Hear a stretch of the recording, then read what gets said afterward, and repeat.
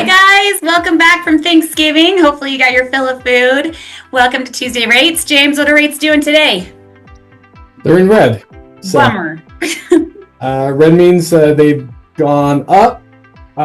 Fortunately, it's just small numbers. We're talking 0.0 numbers. So conventional still maintaining right around that 6.3. FHA is 5.9. VA is 5.92. So, and as we say every week, these are average rates. People with higher credit scores are going to get lower rates. So you're talking with a client right now, they're putting 40% down, 800 credit scores. They're like, hey, can I get in the fives? Yeah, we'll get you a conventional in the five. Okay. And then people with lower credit scores, those rates do go higher. But that gives you a good starting point when people ask where rates are at. So awesome. Do you have a Tuesday tip for us? So I was just asked, what's the difference between buy down? So I know we've talked about this in the past, but I thought I'd just give a quick, feed, 20 second, 30 second, real quick. So in today's market, there's two types of buy downs. There's what we call permanent buy downs, and then there's temporary. What are the difference between them? Exactly what it says. Permanent, we buy the rate down for the entire period. So if it's a 30-year fix and we buy it down a half a point, it's fixed down half a point, will not change. Okay. Kind of a good rule of thumb is it's about 3/8 of a cost, like a discount point, to buy down an eighth. So to buy down a quarter point, it's going to cost about 3/4 of a point. So it's about a 3-year break-even point. So when we're looking at these permanent buy downs, we're trying to make are we going to refinance within 3 years? Are we going to sell in 3 years? If we know for sure they're going to sell within 3 years, there's no way we're buying the rate down because they will not recoup the costs they pay up front. It will not recoup that in the monthly savings. Okay.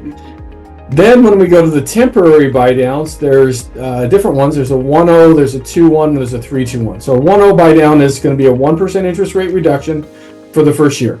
Okay. And then it goes back to this. So if someone locks in at 6.5%, they get a 5.5% interest rate for the first year, and then it goes to 6.5 after that for the life of the loan.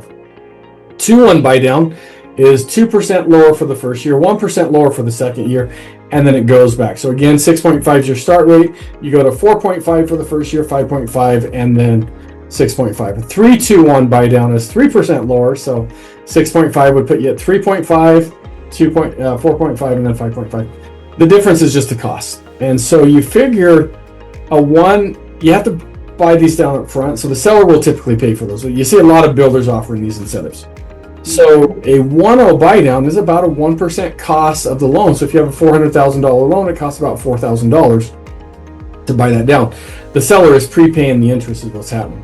A 2.1 buy down is about 2.375%. So again, on that $400,000 loan, you're talking $9,500 to do that. A 3.2.1, those are a little bit pricey. The problem with those is it costs over 3%. So you can't do it on a conventional loan if they're putting less than 10% down because they're maxed out at 3%. You just can't do it. You can on FHA because they allow up to 6%. So just a quick thing. We're using permanent buy downs, temporary buy downs, pretty much every loan. We're at least discussing it with clients. I have some clients, they want the absolute lowest rate. They'll buy it down all the way down. I got other ones that are like, you know what, rates probably going to go down in the next year or two. Let's keep the closing costs as low as we can. We'll take a little bit higher of a rate. Love it. Awesome. Yeah. Have a good day, guys. Thank you.